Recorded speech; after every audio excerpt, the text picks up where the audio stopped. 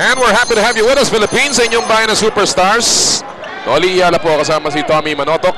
Second game today in what will be a very busy weekend for the PBA. Bukas may laban ulit tayo sa Cuneta Astrodome. And then on Sunday, may laban na naman tayo sa Araneta Coliseum. So, kayo pong mga suki namin, walang sawang basketball ang inyong mapapanood. At dito po sa All Filipino, grabe naman talaga ang aksyon. It has been a very good conference. Exciting na eh. We're coming down to the last 2-3 games of each team, no? Which will determine our placings. Yes. Magpapakasyon ng Christmas ng aga. O yung maglalaro sa Christmas Day. Tayo magtatrabaho. Kasi ito daw yung konferensyang ito, pagka sumagat, aabot ng lampas ng Pasko. So, sigurado magkikita tayo sa Pasko. Ayan. Magme-Merry Christmas kami sa inyo. First time in the history of the PBA. Oo nga. Maraming first time sa history ng PBA ngayon. So we can say historic talaga tayo. 8-point lead. Here's Bong Alvarez na bitawan ng bola. May foul din sa pagsundot ni Boy Bits. Laban ni Boy Bits in being in a free throw si Bong Alvarez. Second team foul kaagad ng San Miguel. So far, it's been a good ball game in terms of running their offense, particularly Token Tex. No? Well, as I said, double team niya ang maaga. Ngayon, hindi sila nag-double. Threatening ng double. Pero si Gamboa ng tao, baliktad. Dapat Peña na double. Gusto ko makita si Peña containing Asi for the first 2 or 3 dribbles. No, hindi. Nung umpisa, talagang ngayon na si Gamboa, hindi pa dumodobo. Dapat yun ang maaga. Kasi yun daw pwedeng mag-foul. Pwedeng sakripisyo na yun sa mga Diyos. Tama. Diba? Sacrifice para ano. Well, in the first quarter, the Token Tex Monsters, magandang distribution ng scoring. They scored 22 points. 4 points came from the guards, 10 points from their forwards, and 8 points from Asi Taulama. So, maganda, no? Maganda yung 8 points from the centers, actually. 4 from Quezano and also 4 from Asi Taulama. So, it was a very good, in terms of distribution, maganda yung pagpasok ni Paul Wolper. Considering 4 points lang si Taulama, lamang sila nun. So, malaking bagay yun. No? That means hindi siya extended sa offense. No? Yes. Look at the numbers in the first quarter. We said they were shooting in the 50s, almost in the 60s. 9 assists, no? Karamihan nung Taulama talaga. No? Sa San Miguel, masama talaga 29. And there's Lago finally stroking it.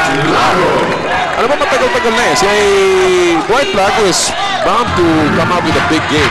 He's only averaging 3 points a game. His conference has been 9 points. And he's shooting only 22% from 3-point range. Nako. Taulama nabitawan ng dribble at wala pa rin ang Token Tex. Nagawa ng San Miguel ngayon. Talaga nag-zoning pag nandun si Taulama. There's just somebody underneath the basket, no? Hindi na tumutuloy ang double nila. No? Kasi kapag yung first quarter, tuloy ka agad eh. Nakita pa natin si Coach Jong Uchico saying no foul. Patrick Fran, nilabas kay Taulama. Nice fake. He gets away. Malakas yung tira. And then, nagkawa niya magkakape. And look at them. They're still on the floor. Hanging to each other. Masyadong magka-love team ito. Bawal ang sarili nila. Diyos ko. Sa bagay, uso na ngayon yan. Ito, panoorin natin, ha? Sige. Nakita mo naman intensity ng dalawa, no? Hindi sila nagkaabuyan. Coloring, hindi nakita, no? Bola lang ang nakikita nila. 24-16. Walo po ang kabate ng Token Tex. Victoria, laban ni Patrick Fran. Iikutan sana. Mente, sumiksik sa loob. Nasapal sa likod. Super focus at tapal again. And naubusan ng San Miguel ng oras. So again, great defense by Token Tex. They're playing good offense pero hindi dapat baliwalain yung defense. Hindi biro yung defense. Nandiyon, nakita mo si Patrick Fran. Hindi niya tao yun, no? Hinabol niya. Naabutan pa niya dahil si Victoria ang tao niya. Siya nakasupalpal kay Mente.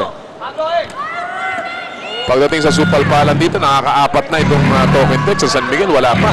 And again, that is an indication of the kind of energy that Token Tex is showing here. The aggressiveness and the energy that you need more for defense and offense. That pass by Bong Alvarez, too deep inside. Mente. Bakit hindi nakita si Danny Ildefonso? Here's Lago going inside. Another shot block. Super Bulls tapal by Alex Crisano. And then, Mente nowhere to go. Gives it to Ildefonso. What a great pass. That is an excellent pass by Joey Mente. That's it for Crisano. Pobrito, who's really so agile and all over the place. He's just full of energy na minsan hindi niya makontrol eh. Kagaya nito. Everything, hinahabol niya. Ito, hahabulin niya si Mente. Then, hahabulin niya ulit si Ildefonso. Wala na sa posisyon. Minsan dapat mag-isip ka rin eh. No? Rather, Ildefonso will go to the line. Lago has been replaced. Nick Velasco is back in the game, and Camaso, as expected, will replace Alex Crisano, who has 3 fouls now. Dalawa lang pala. Dalawa lang pala. Okay. Quickly, sinalpa siya ni Coach Wolpert. Nakikita masyado na overexcited. In his enthusiasm to try to block shots, no? Well, usually in the first half, you want to see your team having a lot of energy. Come out with a lot of energy. Parang kabayo din sa karera yan eh. Ganun din sa boksingero. Pero at a certain point, you have to temper it. Pacing. Kasi baka maubusan ka sa dulo. Danny Ildefonso splitting his free throws. And it's still a 7-point lead for the Montas. Bumagal ang ating pace dito. Well, we started with 2 quick. Tapos, both defense adjustments na walang masyadong fast break. So, and then a lot of fouls so far. Correct. Pablo working on Ildefonso. Tough shot. Another former Beerman. Si Vic Pablo, of course. That's right. San Miguel has been in the league for so long that you're bound to have your career somewhere going to pass by the San Miguel camp. Victoria, ilabas kay Mente. Offensive foul. That didn't look like an offensive foul. It's defense specialist Patrick Fan. Maganda yung half step niya pero mukhang wala pang position. Let's watch it again. Nag-extend lang yung pani Patrick. Extension. Which is he's known for his defense pero wala pa talagang position. He was there pero walang solid, no? Yes. To be able to call. But from the referee's angle, it looked like talagang nakaposition siya. Well, and also the benefit of the doubt. Patrick Fan is, as you say, one of the best defensive guards we have ever had in the league. Of course, the call has been for the rookie referee Aldaba. At si Ildefonso, nilabas kay Victoria para sa press. Malakas na naman. Nice save by Gamboa Velasco with a 3-point play coming out. And he was looking at Camaso. Tuloy siya nabigyan ng foul eh. Siguro nawala kasi. Panoorin natin ito Nasalpa ni Arnold Gamboa yung bola. Eksakto yung cut ni Nick Velasco. Camaso was nowhere. And then there's Talaba now. Hindi ko alam kung ba't nagagalit si Asi doon. Ball was loose eh. And he reached in. Useless foul. So the lead is down to 5 now from a high of 15. Now it's down to 4. At ang San Miguel, dahan-dahan pong inaangat-gat itong kalamangan ng Token Tex. Refresh na ngayon San Miguel. So pinahihirapan kayo. 6.5 remaining. Nearly stolen. Here's Camaso. No. And that's the difference of Acrisano in that particular play ng Camaso. Yung power. Ito, finish eh, no? Yung isa pa, sasagasaan ka. 4-point lead na lamang para sa Token Tex. They have only scored 2 points here so far. Ildefonso trying to get away. Double D. Tough shot.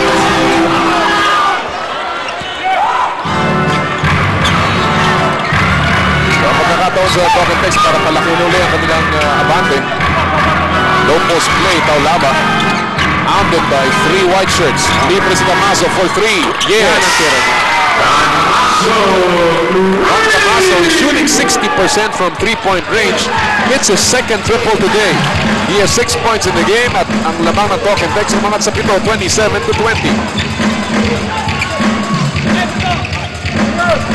Ildefonso turning around, in and out. Camaso, rather Pablo with a rebound. And let's see. Foul ni Pablo. Well, hindi makapaniwala si Coach Paul Wolpert and Victor Pablo, but the call will stick. Well, we have a timeout. This timeout is brought to you by Burlington. Stay stronger, longer. can't ask for anything more. We had such a good first game also, no? Ang ganda ng first game natin. Although kung Ginebra pa, maiiyak ka na naman. 4 na puntos ang panalo po ng Alaska, but that is a come-from-behind victory ng Alaska Aces.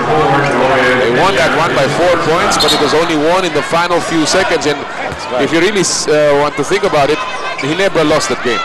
It was a nearly one game, and they just blew a lead na mukhang komportable na at a certain point. I came early to watch that game talaga dahil I was interested. No? And, as you say, no, Ginebra lost it. No? Alaska did not win it. Ginebra had a 15-point lead.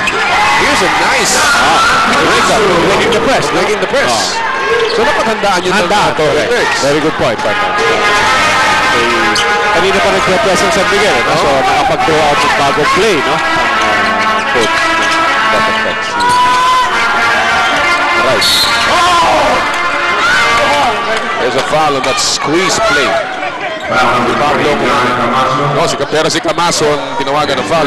Ito yung huling play kung saan na-break ni Kenny Evans yung press and Talk and Tex with an easy layup here for Don Camaso. Forte ni Don Camaso. He's really a finisher for a big guy. And that's why this team is very dangerous now. You have a Camaso on the wing, Alvarez on the other side, and Taulava pitching that ball and running the floor.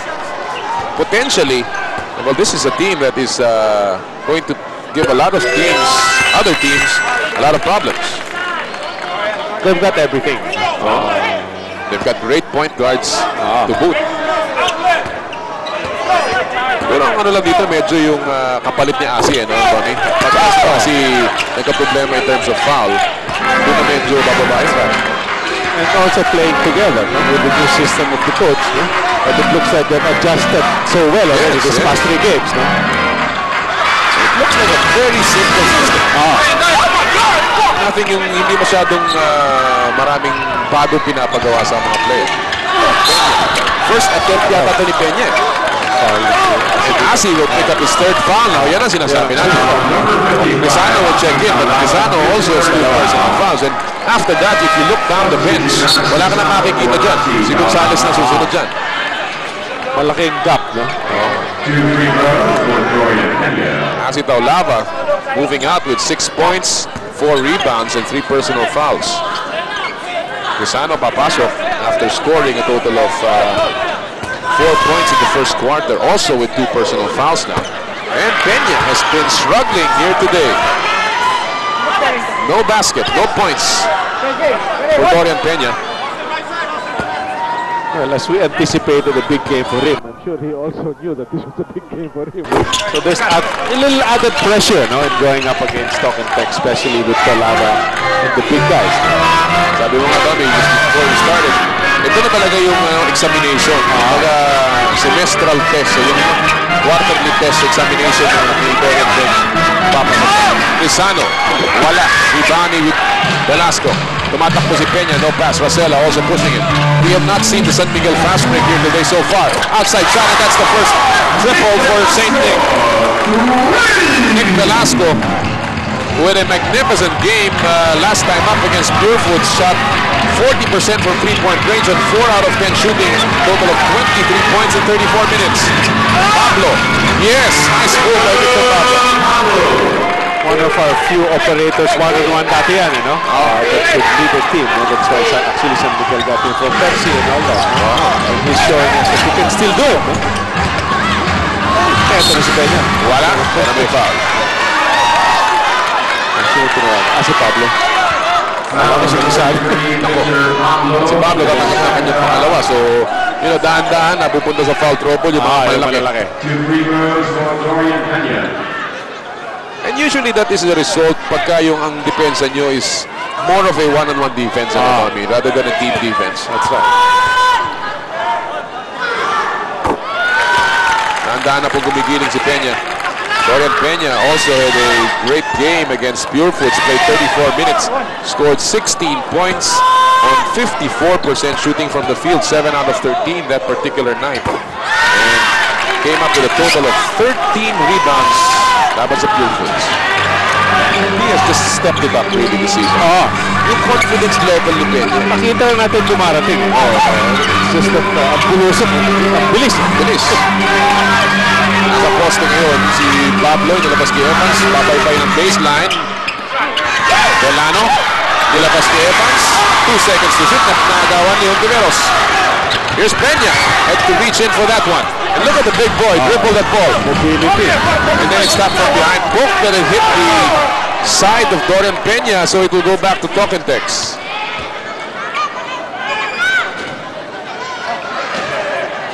Now look at Peña. You know, he amazes you in terms of his flexibility. He lost a lot of weight. Dahil ito, floor mat. Medyo may ere na ng konti. Droso ng araw. Fouls on Nick Velasco sa pag-hit ni Victor Pablo, and that'll be number 1 on Nick Velasco. Just a 3-point lead here para sa Tokentex Scorecast, 31-28. This timeout is brought to you by Burlington. Stay stronger, longer.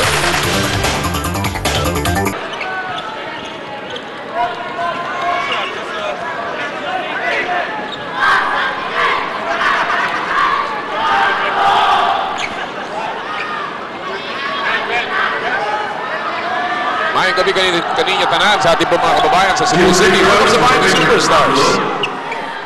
Sa kasalukuyan, lamang po ang Tokentex ng tatlo, 31-28, under 3 minutes to play in the second quarter. At si Victor Pablo may pagkakataong dagdagan ang kanilang abante. Victor Pablo, of course, played for San Miguel for a couple of years. Hindi talaga siya masyadong parang nagamay dito sa San Miguel, no? And actually, Bong Alvarez, nagkaroon ng yan eh. They crossed paths in terms of trade eh. Diba? Si Pablo, Alvarez was with Shell, and Pablo was with San Miguel. Nagkaroon ng trade off, and Pablo went to Shell. And finally found a home there for a while. Championship. Nanalo. And si Benji, was the focal point. So he was not expected to lead the franchise. Nice girl. Semi-home from Nick Velasco. Showing a lot of shots here, and he has 10 points all made here in the second quarter. Leading all scorers now. Velasco takes a 3. Short. Lozano riding the back. Ganda ng box out to Dorian Peña.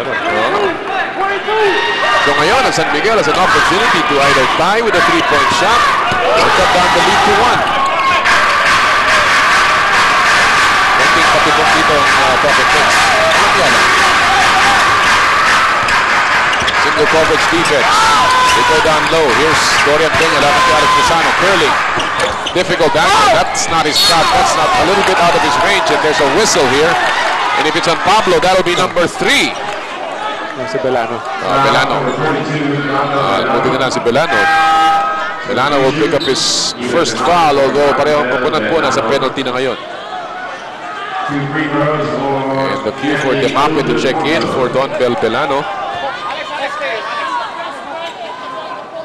As Daniel Defonso fashions his 2 free throws. Danny, alam mo, I spoke to him after the game ng Pure Foods, and he told me, sabi ko, Danny, ang laki ng nabawas mo sa timbang mo. Sabi niya, talagang sadya yun. His fat percentage, or the percentage of fat in his body, is down to something like 6%. Wow. He has really lost a lot of weight. Sabi niya, it's leaner and quicker. And sabi niya, siguro this is the way I want to go. And so far, it's worked for him.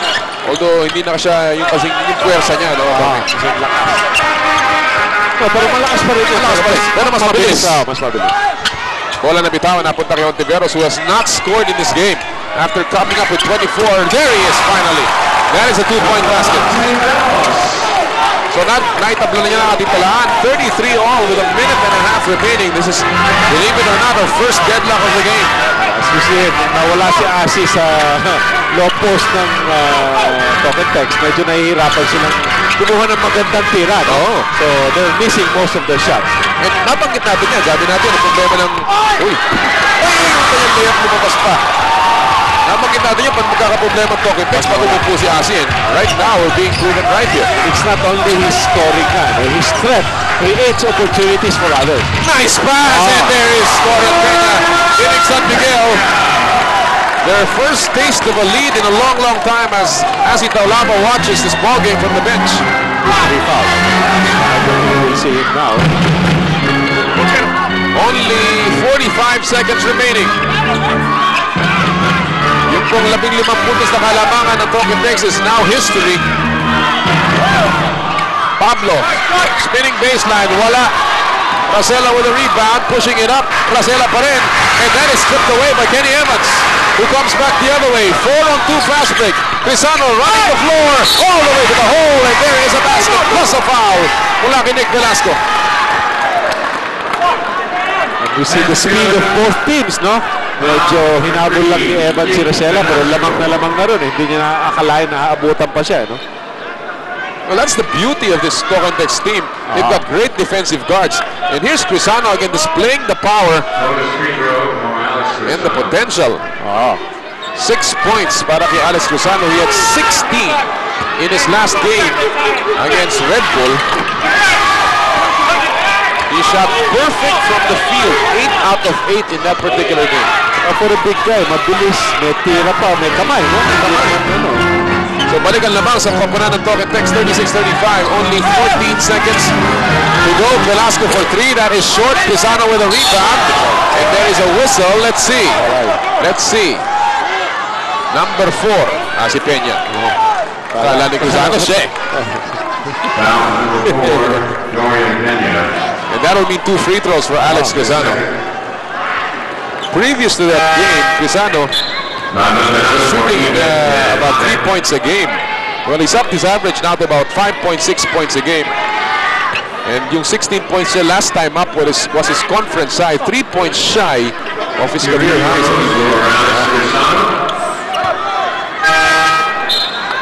Tuloy, naging player of the week. Voted by the press corps.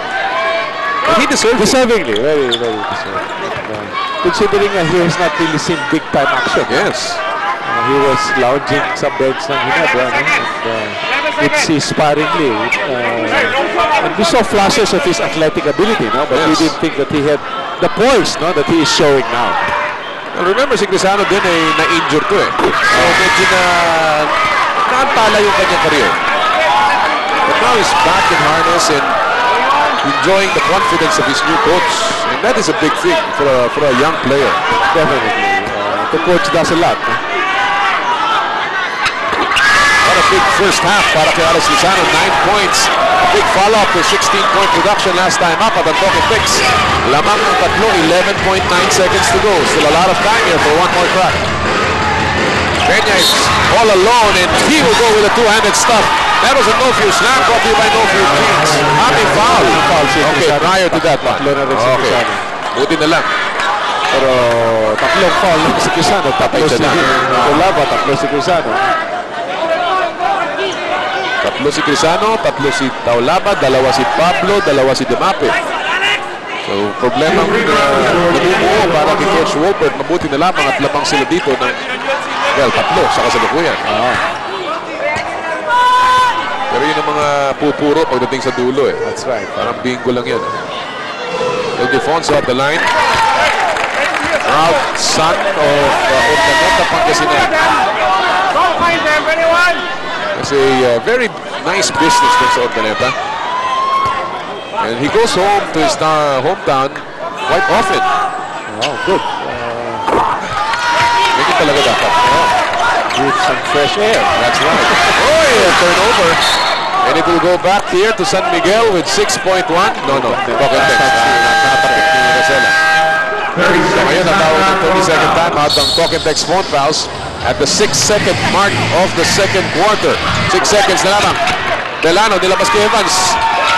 Kalapot na sa likod. Nice super physical tackle there by Jose Racela to end the quarter and keep the lead at a single digit for the Talking Text phone fouls behind the big 9 points of Alex Crisano and 8 points of Don Camaso.